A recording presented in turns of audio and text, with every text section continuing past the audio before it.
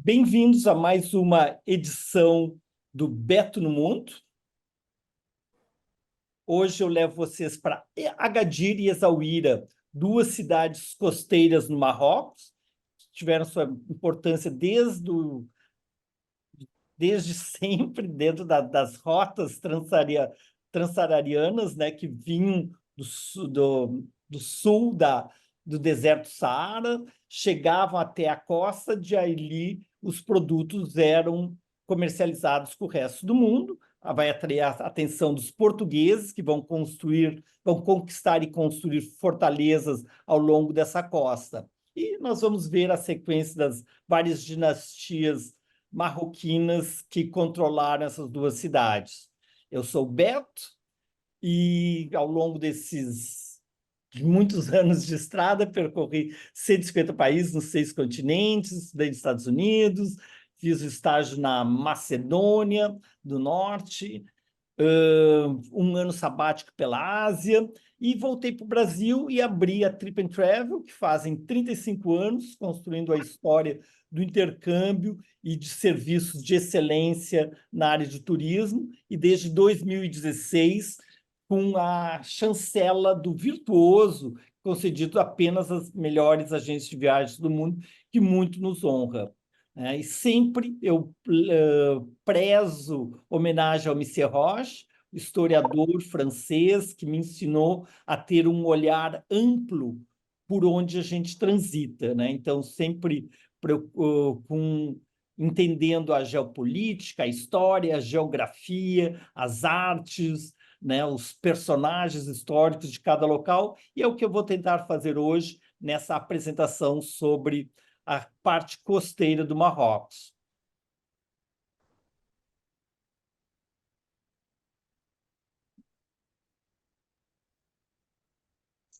Então, ao longo de 30 anos de Grand Tours, nós já percorremos mais de 90 países, nos 6 continentes, e hoje a gente leva vocês para dois locais que eu visitei recentemente. Agadir, neste ano, um mês atrás, e Essaouira, em 2018.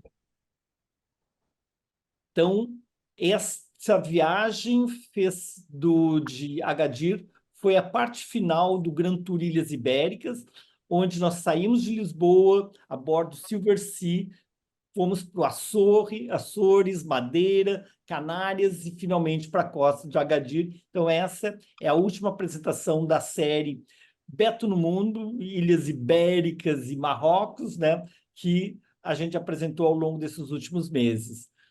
Nesta viagem, eu conduzo os Grand Tours há 30 anos e nessa viagem tive o privilégio de ser acompanhado pela Marta, minha sócia, e a Patrícia, minha colega, também de quase essas 3 décadas de trabalho de excelência na área de viagens.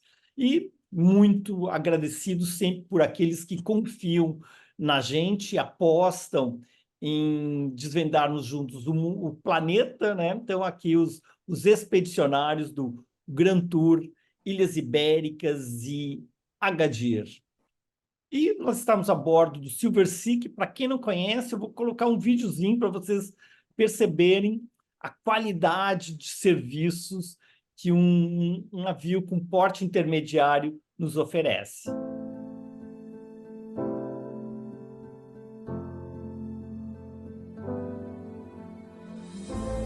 Let us take you to 900 special places, or maybe even more. There's nothing like them in the world, and trust us, we've seen the world. Almost every corner of it, for you. Let us take you there in style. Wherever you go, you'll find us in your home on board. We'll be there for your needs, even before they arise. A unique home, small enough to remain personal, and to get closer to the authentic beauty of the world. And we'll make you taste the excellence the great diversity and freshness of our selections through the savvy of our chefs. And while you explore all the privileges we have included, you'll find that the real luxury is in the moments, the places, the memories you'll keep.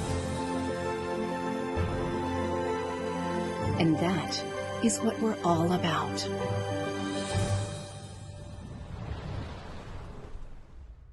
E que belas memórias elas nos trazem, né? A bordo do Silver Moon, que foi nossa casinha durante 2 semanas, que conduziu, que recebeu o Grand Tour Trip and Travel, Ilhas Ibéricas e Marrocos. Então, a nossa viagem, saímos de Lisboa, fomos para os Açores, Ilha da Madeira, as Canárias, e no 13º dia, chegamos em Agadir. Agadir é uma cidade do Marrocos, cuja capital é Rabat, o idioma oficial o árabe, é uma monarquia constitucional conduzida por Maomé VI, um país com uma área de 500 mil quilômetros quadrados, 38 milhões de habitantes, com PIB de $3.000, o IDH de 0,683. Então, o Marrocos ele fascina porque ele é banhado pelo Atlântico, pelo Mediterrâneo, né? Tem montanhas, tem deserto, está próximo da Europa, mas está mais ligado ao mundo, à África e ao Oriente, né? Então é um país mediterrâneo e atlântico, norte-africano e oriental, apenas 14 quilômetros da Europa. É exatamente o ponto de encontro de fronteiras culturais, políticas e geográficas, e por isso tão fascinante. A Cordilheira do Atlas, que a gente está vendo aqui, que se divide em 3 partes, né, se estende por 2.400 quilômetros através do Marrocos, Argélia e Tunísia, sendo que a montanha mais alta é o Jebel Toubkal, com 4.167. Né? Isso aí vai ser, o Atlas vai separar a costa dos desertos Saara, e se divide em médio, alto e anti-Atlas.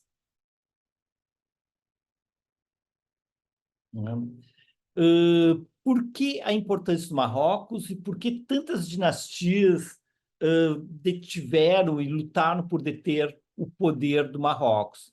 Pela sua posição estratégica, né? Então, ligando o mundo mediterrâneo com as rotas comerciais transsaarianas de escravos, sal, ouro, especiarias, né? Então, numa época onde as rotas eram ainda terrestres e que vão mudar com as grandes navegações, o Marrocos era o ponto de chegada de várias dessas rotas comerciais, né? Então, os produtos da África subsaariana chegavam até o do Marrocos, e do Marrocos, via Mediterrâneo, chegando em diferentes partes da Europa. Então, ao longo disso, ao longo da história, foi uma potência local, né, com influência regional. Quando a gente estuda geografia, a gente divide a África em partes, e nós temos uma delas que se chama o Magreb, que é composto pela Mauritânia, Marrocos, Argélia, Tunísia e Líbia. Né? Ele, na época, quando o Islã dominava grande parte do entorno entorno sul do Mediterrâneo, né? Eles eram as terras mais ao ocidente, Al-Maghreb, daí que vem o nome Magreb, que a gente utiliza, né, como o limite ocidental, a fronteira ocidental do Islã. Nós conhecemos os povos árabes que saíram dos desertos da Arábia Saudita e com Maomé e a nova religião vão conquistar grande parte do norte da África, praticamente todo o Oriente Médio, e vão se estender até as franjas da Índia e da China. Mas, na nossa região, na região do Magreb, já existia um povo, antes da chegada dos árabes, que é o povo Amazi, que nós conhecemos mais como povo berber. Então, o povo Amazi é o mais antigo do norte da África, chegou ao Marrocos há cerca de 4.000 anos, proveniente da Pérsia. Amazi significa povo livre, nos idiomas Tamazight, né, que é falado por 35% da população. Então, aqui é muito legal e a gente aprende e facilmente identifica, né, onde tem os registros em 2 idiomas, em árabe e amazique. O árabe, que é as letrinhas que a gente está mais acostumado, e o amazique, que ele lembra alguns símbolos gregos, né? Então, este é a língua escrita do povo originário do norte da África, né, desde o Marrocos até a Líbia, que é o povo berber, o povo amazique, né? O Imazique não é uma etnia, mas é um conjunto de povos do norte da África, da mesma família linguística afroasiática, que congrega mais de 20 línguas diferentes. Em torno de 60 milhões de pessoas no Marrocos e Argélia, bem como os tuaregs, que são os nômades do Saara. São grupos diversos, dispersos em imensos territórios, das montanhas do Atlas até o Marrocos, ao remoto deserto. E então nós temos o jogador de futebol famoso, né, que é de origem amazique, né?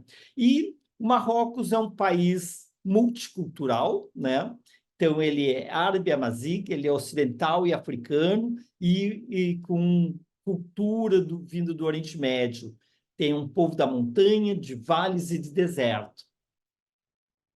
E muito do que eu vou mostrar aqui na linha do tempo foi captado na nosso Grand Tour Marrocos de 2018, quando a gente mergulhou durante 2 semanas neste país. Então, eu vou fazer a timeline aqui do Marrocos. Então, em 200 antes de Cristo, né, por sua posição estratégica na entrada do Mediterrâneo, fenícios, depois cartagineses, vão estabelecer postos comerciais no Marrocos, né, nas costas do Mediterrâneo e do Atlântico.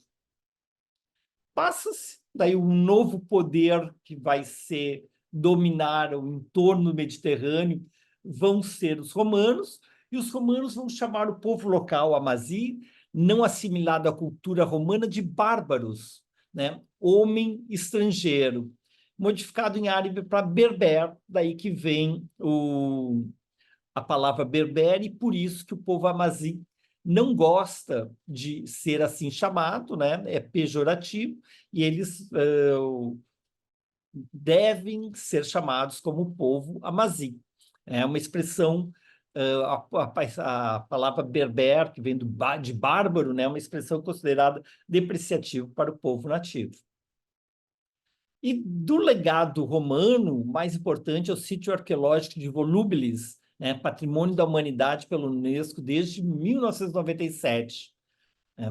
Teve um soberano, Juba II, que foi colocado no trono da Mauritânia, como era chamada essa área, né, pelo imperador Augusto, em 25 a.C., né, e ele vai se empenhar na construção de uma capital real, né, que equivalesse, né, ao seu poder no norte da África, que é de Volubilis, né? O Juba, foi educado em Roma e se casou com Cleópatra Selene II, filha de Marco Antônio e Cleópatra, né? E o filho deles é o Ptolomeu, né? Então são 2 reis romanizados, né, de ascendência amazi. Então isso tudo é no norte do Marrocos, né? E a gente vai continuar aqui na nossa linha de tempo, né? Em torno do ano 500, com a queda do Império Romano, visigodos, vândalos e berber disputam o controle da região, né? Em 650, com a expansão árabe dos omíades, né, que eles vão conquistando pouco a pouco todo o norte da África, finalmente eles vão chegar até o Marrocos. Em 712, os omíades, a primeira dinastia islâmica, conquistam todo o norte da África, inclusive também a Península Ibérica. E vai ser nessa época que nós vamos ter a islamização do povo amazi, que eles tinham suas crenças próprias e vão adotar o Islã, né? Mas não foi tão fácil, levou meio século, né? Entre 647 até 710 para termos essa assimilação religiosa. Daí nós já estamos com um povo local de cultura amazi que vai receber vai ser conquistado pelos árabes, vai se islamizar e entre 788 a 974 nós vamos ter o Califado Idrísida, que vai ser a primeira dinastia islâmica no Marrocos, né? Então, o conflito de poder entre os omíadas e que a base deles era Damasco, e os abássidas de Bagdá, o xerife Mulay Idris, descendente do profeta, ele escapa do massacre abássida em Meca e inicia sua dinastia no Maghreb.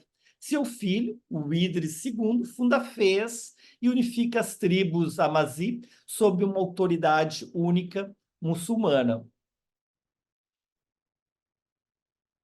Com a chegada dos árabes, o Marrocos tem o legado latino-romano, né, substituído pela influência muçulmana, né, com o idioma, a religião e a cultura árabe. Por isso que nós temos do Atlântico até o Mar Vermelho, né, todo esse mundo culturalmente alinhado, né, com a cultura árabe e a religião islâmica. A segunda dinastia, então, se a primeira dinastia foi fundada em Fez, né, a segunda dinastia vai ser uma que vai ter uma grande expansão, que são dos Almorávidas. Eles fundam o primeiro império afro-berber muçulmano, né, que se estende do deserto ao sul até a Península Ibérica, no século XI a XIII. Eles fundam sua capital em Marrakech, então a primeira foi Fez, a segunda é em Marrakech, em 1062. A terceira dinastia é dos Almohadas, né? Foi um período curto, de 150 anos, mas extremamente próspero, né? Então, a dinastia Berber é uma dinastia berber das montanhas, eles vencem os Almorávidas, mantêm a capital em Marrakech, mas vão unificar com a Andaluzia dentro de um único império, né? E essa unidade vai promover um grande desenvolvimento e formar uma grande civilização considerada como a época dourada do grande Marrocos medieval. Avicena, todo desse período. Nesse período, nós temos, né, quando a gente visita Marrakech, a Mesquita da Kutúbia, né, uma torre com 70 metros de altura, obra-prima da arquitetura almohada. A próxima dinastia, de 1200, meados do século XIII a meados do século XV, são os Merinídeos, a quarta dinastia islâmica berber, né? Então, nós vamos ver que nós tivemos, ao longo da história, várias dinastias cujos soberanos eram o povo local berber. Vai governar por 2 séculos e transferiu a capital de volta para Fez. O fim do seu reinado, né, a gente já nota ali ao ver as datas, metade do século XV, né, quando o infante Dom Henrique vai desenvolver a escola de Sagres e vai impulsionar o Portugal para as grandes navegações, buscar uma nova rota comercial, né, contornando a África para chegar até a Ásia. E para isso, eles vão conquistando territórios no Marrocos, né? Então, ao longo dos séculos anteriores, o Islã já tinha perdido grande parte da Península Ibérica, só tinha sobrado Granada ali, que em 1492 nós vamos ter a queda de Granada, mas durante esse período nós vamos perdendo território, Marrocos vai perdendo território. Ceuta, conquistado em 1415, Tânger em 1471 e, finalmente, Melilla em 1497. E com isso nós vamos ter também enfraquecimento e a queda dessa dinastia. Retomando a Fez, né, que uma das capitais históricas. Ali nós temos Al-Qaranquine, é considerada a universidade mais antiga do mundo, fundada em 859. Né? E o Fez nos faz viajar nesse período medieval marroquino. Né? A Medina, que é essa cidade no intramuros, é a maior do mundo islâmico, do mundo árabe, são 9 quilômetros quadrados, com 14 portões de acesso. E a gente que gosta de viagem, né, o mundo ocidental fala muito em Marco Polo, que é um grande referência de viajante, explorador, mas nós temos no mundo islâmico, oriundo do Marrocos, Ibn Batuta. Vocês já ouviram falar? O Ibn Batuta, que nasceu em 1304 e vai falecer em 1368, ou seja, abrange a primeira metade do século XIV, foi o maior viajante do mundo islâmico. Ele vai viajar por 29 anos, percorrer 120 mil quilômetros, né? 3 vezes mais que Marco Polo fez no final do século XIII. A penúltima dinastia que tem a ver com a área de estudo hoje é a dinastia dos Sadianos, né? Que é a quinta dinastia islâmica, capital em Marrakech.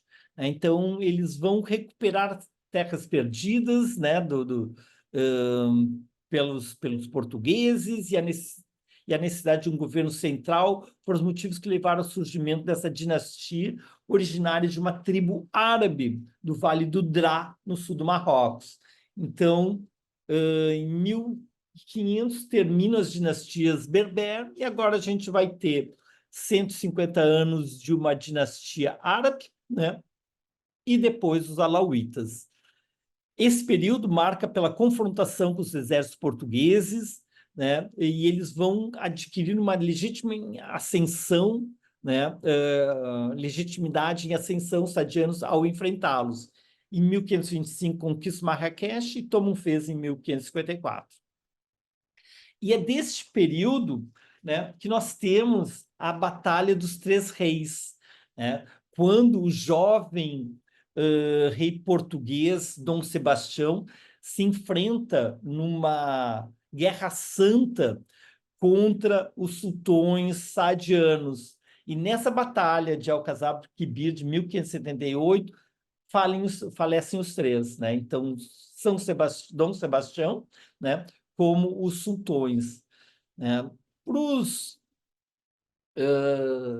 sadianos vai ser uma acelerada ao seu final, né, com o século seguinte, né? Mas para os portugueses é terrível, porque ele não deixa descendentes e Portugal passa ao seu herdeiro natural, que era um rei espanhol. E durante 1580 a 1640, então nós temos a Península Ibérica sob jugo espanhol, né? Em função dessa aventura do jovem Dom Sebastião.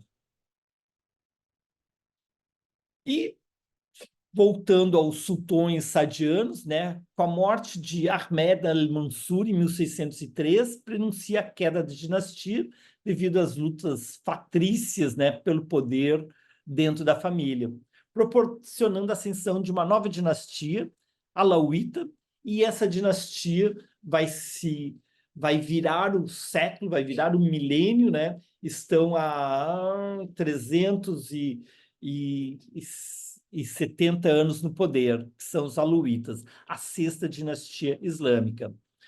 Eles vieram da Arábia, a família, né, veio da Arábia Saudita no século XIII, e a atual família real do Marrocos.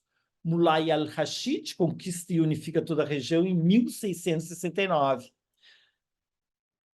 Entrando no século XX, Marrocos não escapa das lutas do neocolonialismo, né, onde a Europa vai fragmentar a África em áreas de influências, e os franceses vão controlar o Marrocos como tal, né, de 1912 a 1956, e o Saara Ocidental vai ser um domínio espanhol. Então, nós vamos ter essa área costeira, né, dividida entre franceses e espanhóis. Chegando aos soberanos que ficam os nomes registrados nas grandes obras que a gente visita no Marrocos, nós temos Mohamed V, o 21º rei alauíta do Marrocos, que vai governar durante de 1927 até 1961. A grande mesquita que a gente vai visitar em Agadir recebe o nome desse soberano, de Mohamed V, que é o avô do soberano atual. Depois, o pai do nosso soberano é o Hassan II, o 23º rei alauíta do Marrocos, que vai governar de 61 até a virada do século. E, finalmente, o Mohamed VI, que é o soberano atual, que governa desde 1999, está com 24 anos no poder. E já temos o sucessor em vista, né, que é o Hassan III, que é o primogênito e herdeiro ao trono, nascido em 2003, está com 20 anos. Dado essa linha do tempo histórico, vou mergulhar, então, agora na nossa região costeira do Marrocos, costeira atlântica, e vou vindo na sequência histórica, mostrando a belíssima cidade de Taurand. Eu fiquei muito feliz quando vi que dentro da programação do Silver Sea nós iríamos visitar Taurand, porque Agadir foi destruído durante terremoto, reconstruída uma parte da Casbah, mas é essencialmente uma cidade da segunda metade do século XX, enquanto que Taurand retraça suas origens ao século XI, que foi a partir daqui que os almorávidas vão conquistar todo o Marrocos.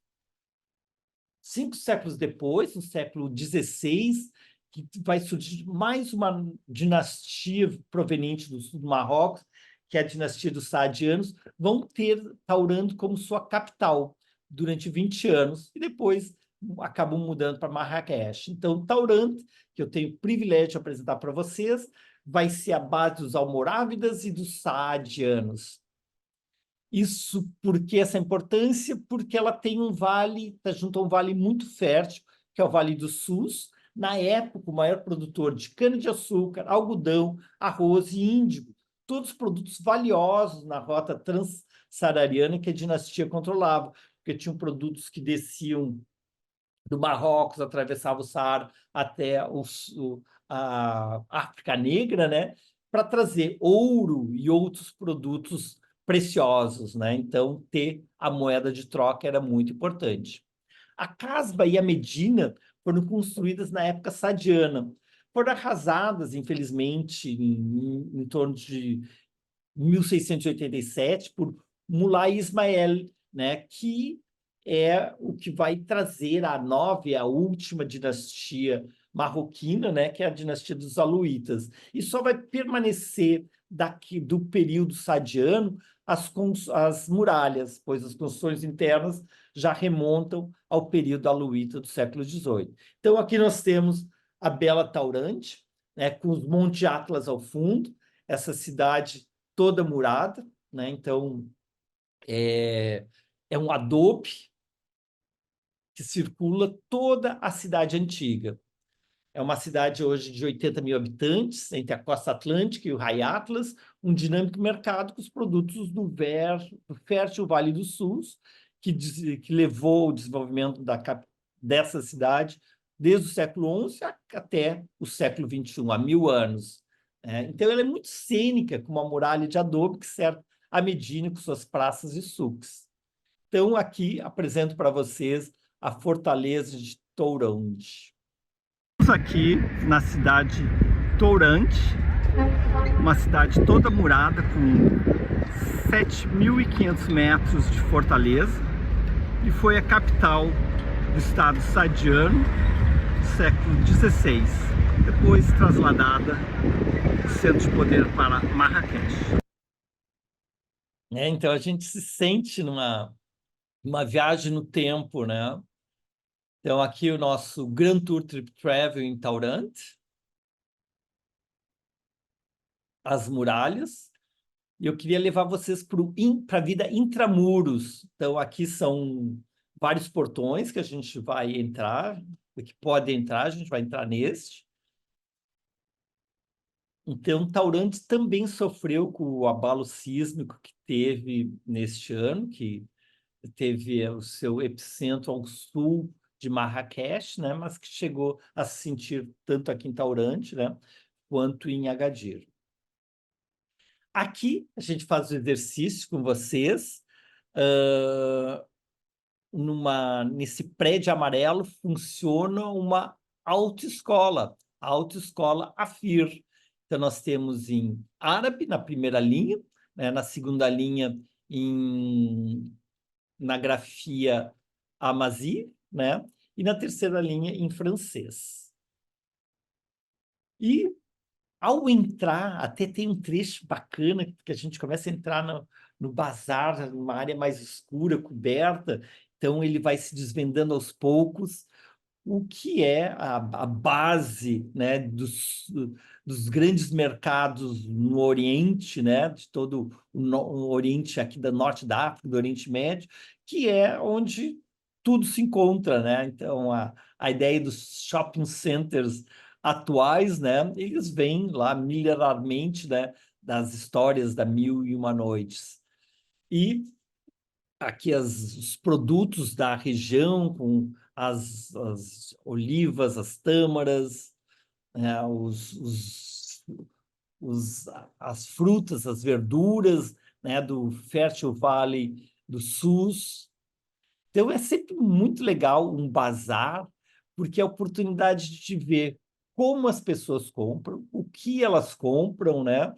Então, seja dos elementos para cozinha, para casa, né? Aqui todos os grãos, as tâmaras, existe meia centena de tipos de tâmaras diferentes no norte da África, os temperos, açafrão. Então, vamos ouvir alguns sons do sul. Aqui no mercado, no souk, o mercado de Taurant, nós vemos os produtos alimentícios, vestimentas, aqui os utensílios de cozinha. No souk de Taurant, dentro da Medina, nós temos tâmaras, frutas secas, grãos, doces, né? Então toda uma profusão de cores e formatos. Salam alaikum. Savá. Olha que maravilha aqui os grãos, as tâmaras, os doces. Mercado, o souk de Taurant, no Marrocos. Não, e eu adorei, porque era um mercado totalmente autêntico, né? O nosso era o único grupo de estrangeiros que estava aí, né? Então, quem vendia, quem consumia os produtos eram todos locais, né? Então, era um grande um Carrefour, né? Um ponto de encontro ali dos povoados dos arredores, que eles vêm tanto trazer seus produtos como se abastecer em Taurant. Tem, é lógico, algumas lojas para turistas ali com a profusão de lanternas e produtos artesanais locais. Aqui, esse cara com suas pinturas assim, maravilhosas, gostaria de ter trazido. E seguindo aqui saindo da área fechada do sul, a gente continuou caminhando pelas ruas, chegamos na praça principal, junto à torre da mesquita, né? Eu mostro aqui um pouco dos sons e imagens para vocês. Aqui em Tourante, a praça principal, o mercado,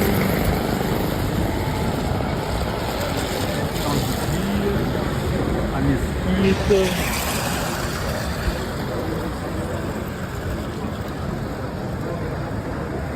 Frutas, verduras.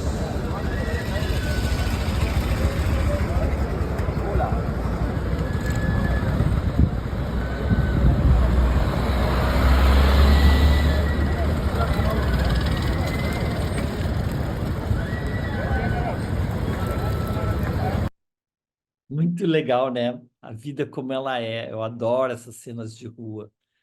E umas frutas lindas, né? Aqui as uvas, os pêssegos. Uma delícia. Ó, para quem não quer praticar um pouco do árabe, ele é como se escreve táxis, né? E quem não quer pegar um táxi, por que não pega uma charrete? Então aqui nós temos Célia e Nelson, as irmãs Skincaioli, o Saft, o aniversariante do dia, as gurias. Boa viagem! Uma forma muito legal de se locomover, né? Então, do alto, vendo os mercados, a vida de rua, os belos tomates aqui de Sus, né? Então, as mulheres fazendo a feira, as crianças vindo da escola, né? Então, o meio de transporte majoritário era a bicicleta. Então, Taurândia tem muita paixão por ela, né? Além de ser cênica, porque, de fato, é um Marrocos autêntico, né? Esse cara aqui, a gente vê ele vindo aqui, ó, ele com a bicicleta, trazendo aí a escada, e aí aqui chegando mais perto. Então, é bicicleta, é charrete, é carro, é motocicleta. E estávamos pegando o final do dia, né? Então é quando a cidade se prepara, né? Termina o ciclo de trabalho e de estudo, e o pessoal passando no mercado, fazendo suas compras, indo para casa, né? O café vai se movimentar aqui com os homens, tomando chá e conversando. E a gente entrou por uma das portas, vamos sair por uma outra das portas, né? Que circulam, que dão acesso à cidade. Então, foi ótimo esse horário, assim, com aquela luz do crepúsculo, né? E essa movimentação dos veículos de diferentes portes, né? Bicicleta, triciclo, motocicleta. Vou mostrar aqui para vocês.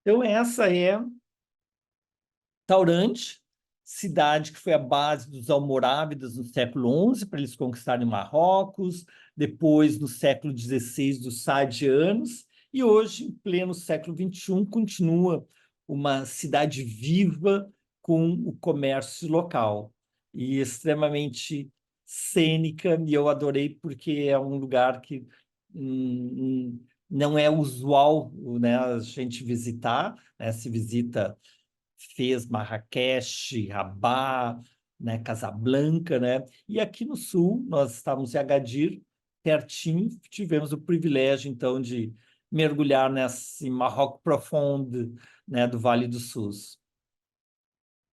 E em Agadir, a gente visita o topo da montanha, onde tem a Casbah, que é o centro histórico da cidade, né? Então, ela foi fundada por mercadores portugueses no século XV, né? Como base para o comércio com as caravanas transsaarianas, né? Então, as caravanas de camelos, né? Atravessavam o deserto, o Atlas, e chegavam aqui no Atlântico para escoar seus produtos, e os portugueses aqui se apoderaram para ter essa base comercial.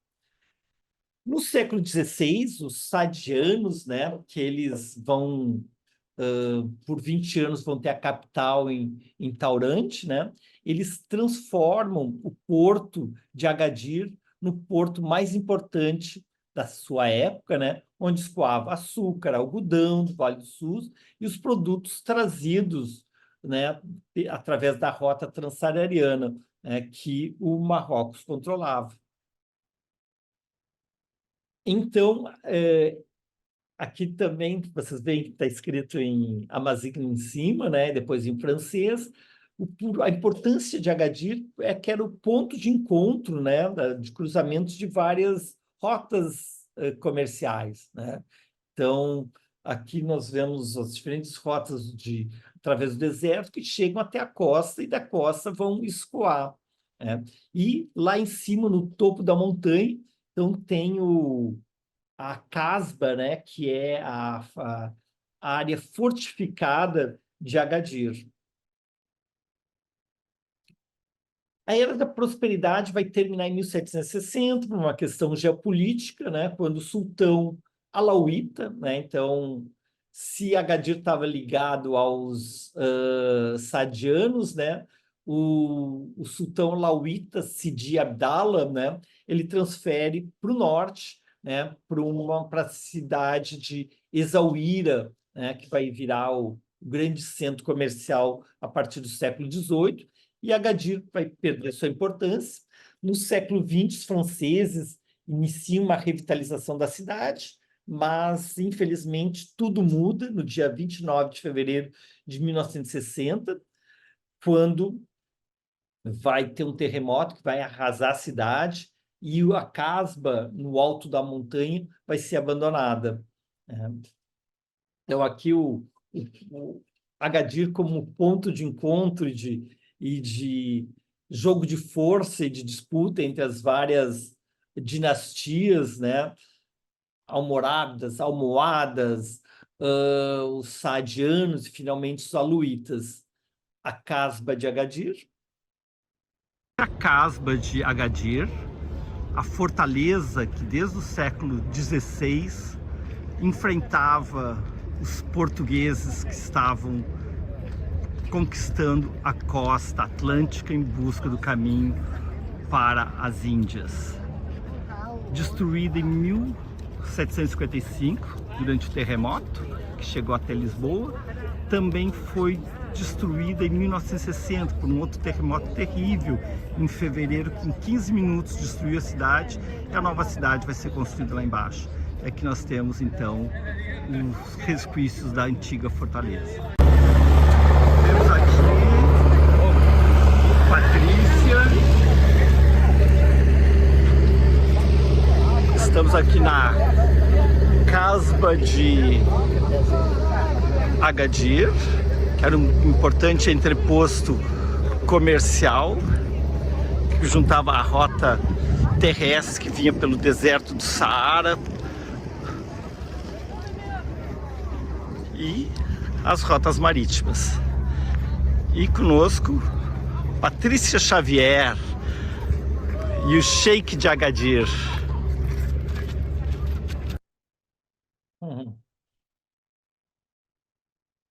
Então, mesmo no terremoto atual de 2023, também a parte das muralhas foram afetadas, né? Então, este local ele resgata a sua história, né? Serve como um museu de um período anterior, né? Um período das grandes caravanas, né? Aqui do início do século XX. E ela vai ser conquistada pelos franceses em 1903. Eles vão destruir aqui bombardear, né, a mesquita de Agadir,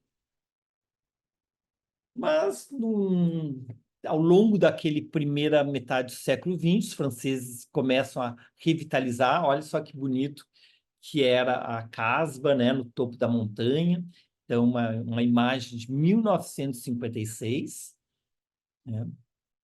E em 29 de fevereiro de 60, né, nós vamos ter um terremoto às 11h41, um terremoto de magnitude 5,7, em torno de 18 mil pessoas morreram e 80% da cidade foi destruída. Aqui nós vemos o rei Mohammed V, né, conferindo os destroços e trazendo ajuda para essa cidade tão sofrida. Olhem só, praticamente só sobraram os muros, né? A cidade interna foi toda destruída. E ele vai consultar o arquiteto franco-suíço Le Corbusier, né, para o projeto da nova cidade. Então, nós temos uma cidade nova, né, do projeto urbanístico do final dos anos 60, e entre eles o quarteirão Talbot, que a gente visitou. Então, então, grandes eixos, eixos intermediários, áreas verdes, áreas das praças. Então, aqui o projeto da prefeitura, do conjunto artesanal, e a mesquita Mohammed V, que era o soberano de então. Então, aqui nós vamos conferir. Aqui na esquerda nós vemos o sketch, né, o projeto, e a mesquita de fato construída. E olha que lindos nossos dias, de céu azul maravilhoso. E o nosso belíssimo grupo do Grand Tour Trip Travel, aqui em frente à mesquita Mohammed V, na área do projeto Talbot, né, que é toda essa área, projeto novo, né, a partir dos anos 70, enquanto que a cidade medieval tinha ficado no norte, no topo da montanha e abandonada, né, nós vamos ter toda essa área aqui revitalizada. Hoje, o Agadir é o centro do destino de verão, né? De verão, não, destino de sol, no inverno europeu. O pessoal vem buscar o sol aqui, e ali escrito novamente em árabe, em amazique e em francês. Uma vista das longas praias, né? O sol, areia e água, né? Que traz os milhões de turistas aqui para Agadir. Um porto de lazer aqui com as embarcações. Então, lá em cima nós temos a Casbah e aqui embaixo toda essa área de construções ligadas ao turismo. Esportes náuticos, tudo que for ligado à água. E, indo ao norte, vou levar vocês então para Essaouira, que não fez parte agora do Grand Tour Ilhas Ibéricas, né? Onde a gente parou só em Agadir, mas eu queria mostrar Essaouira, que tem vários pontos que se relacionam.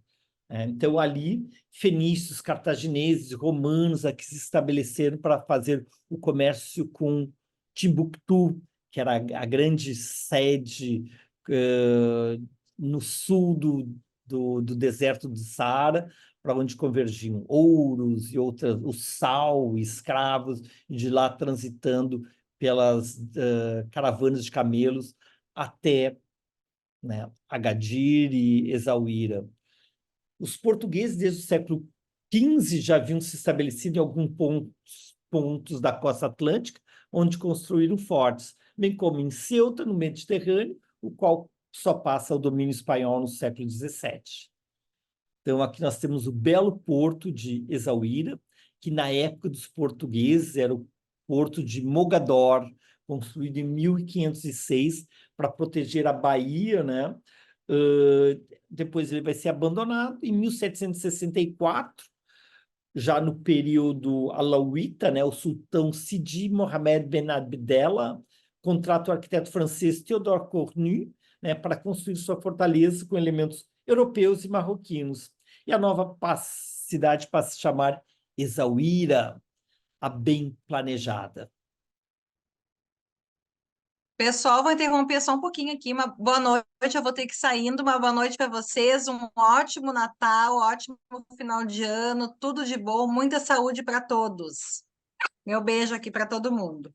Obrigado, Patrícia. Tchau. Vou seguindo aqui a apresentação.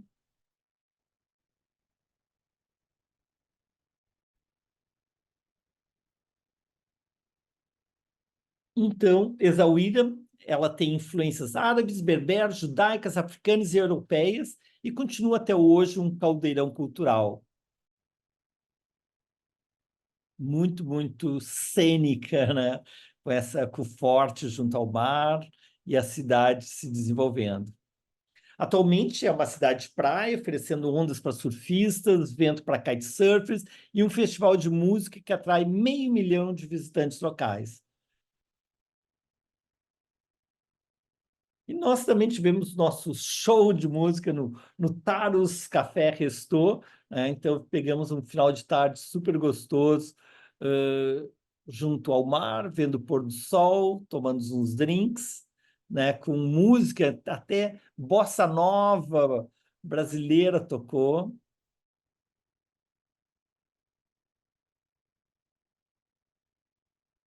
E queria só mostrar mais algumas imagens que para mim marcaram, né? Que as cabras e as árvores de argan, né? Então, no caminho, o argan, que é uma semente que se utiliza para produtos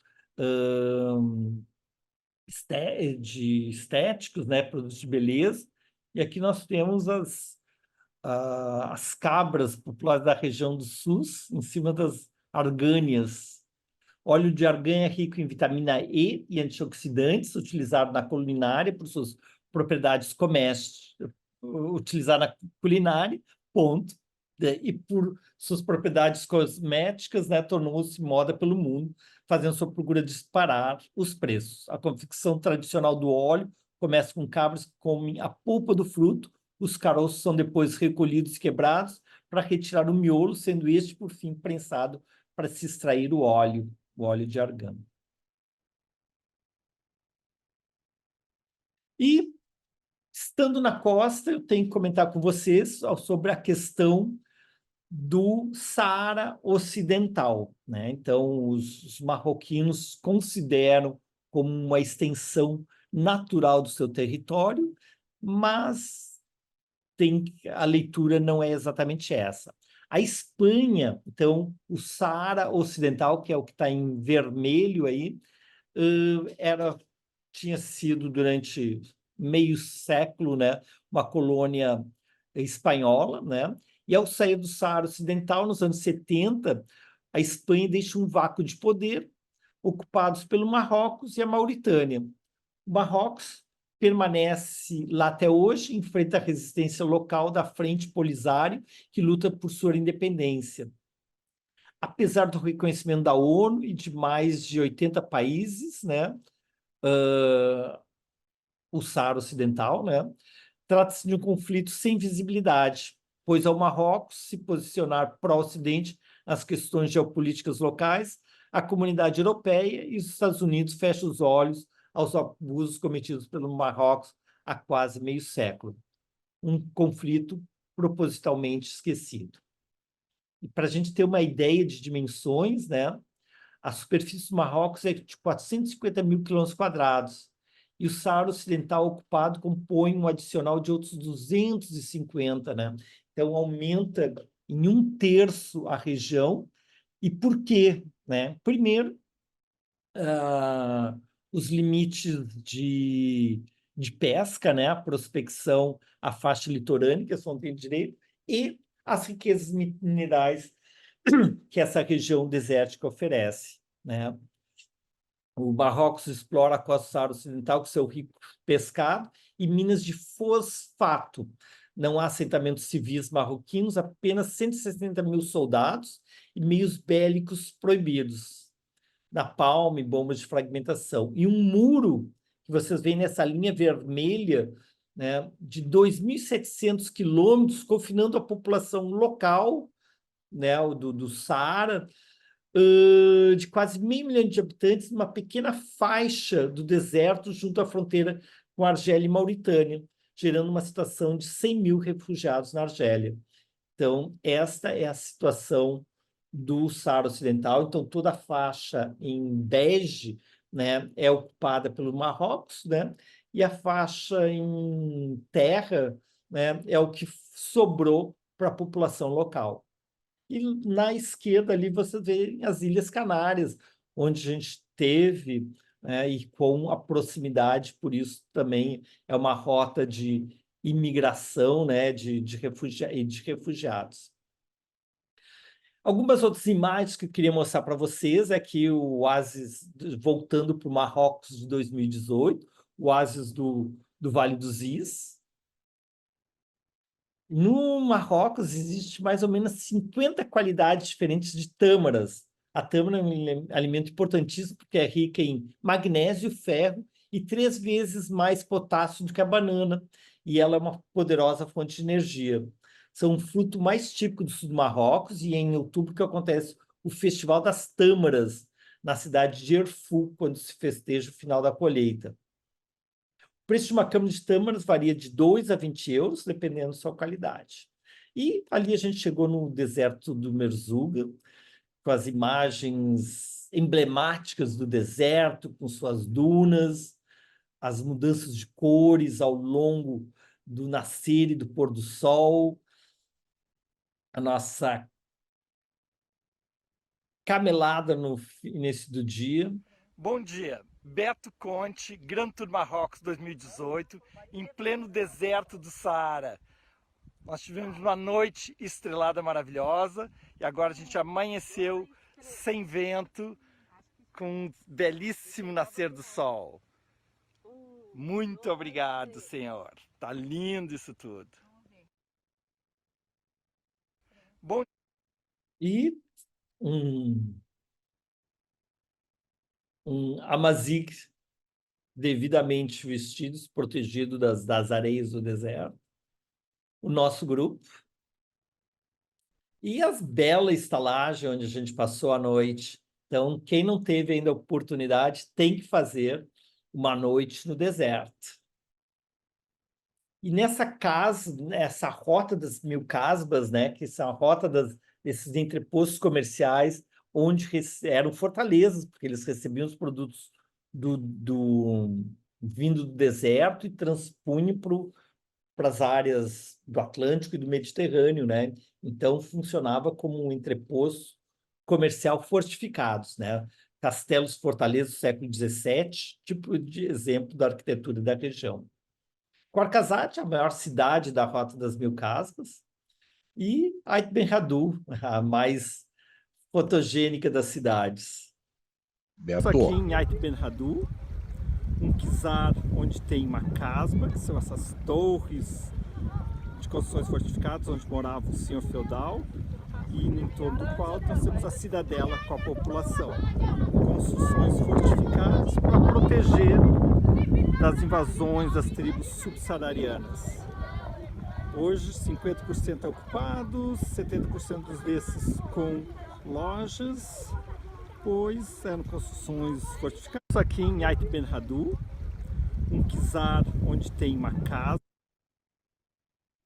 Então aqui Ait Ben Haddou. E com isso a gente termina a nossa apresentação sobre o mapa. Posso fazer um comentário, Beto? Por favor. é Ricardo Pigato aqui, e em Ouarzazate, onde o Beto fez esse comentário, tem a terceira maior planta de energia termosolar do mundo. Foi investido pelo rei e recebeu o nome da esposa Nur, né? 9 bilhões de dólares na terceira maior planta termosolar, que não é painel fotovoltaico. É mais de 1,5 milhão de espelhos que recebem a luz do sol, focam em determinado ponto de uma torre, ali esquenta a água até chegar à temperatura de ebulição e o vapor gira uma turbina a vapor para gerar energia elétrica. É um negócio fantástico, que, inclusive, com esse calor que é retido durante a noite, gera energia solar de noite também. Um projeto maravilhoso do rei lá nesta região de Ouarzazate, no Marrocos, Beto. Esse é o nosso consultor e especialista em energia, o engenheiro Ricardo Pigato.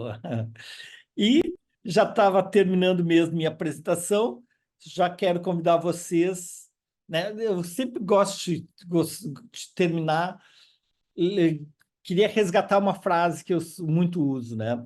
Que aventurar-se causa ansiedade, mas deixar de arriscar-se é perder a si mesmo. Aventurar-se, no sentido mais amplo, é precisamente tomar consciência de si próprio. Então, o filósofo dinamarquês Kierkegaard dele esse pensamento, e que eu sempre tento resgatar, né? Então, às vezes a gente quer se acomodar, mas não. Como é legal a gente se aventurar, seja para o Marrocos, para a Etiópia, para fora do nosso quarteirão, né? Que a gente sempre aprende e acaba aprendendo mais sobre nós mesmos, né? E eu queria aproveitar, então, que vocês estão aqui comigo e convidá-los para o próximo. Esse foi o último episódio do quarto ano, quarta temporada de Beto no Mundo, e a gente vai iniciar a quinta temporada, com a primeira apresentação de 2024 com as Ilhas Svalbard. Então, eu vou levar vocês até o extremo norte do planeta, né? Avançando muito adentro no Círculo Polar Ártico, nesse arquipélago de ilhas norueguesas. Então, não perca, no dia 15 de janeiro, eu mando depois o convite aqui para vocês.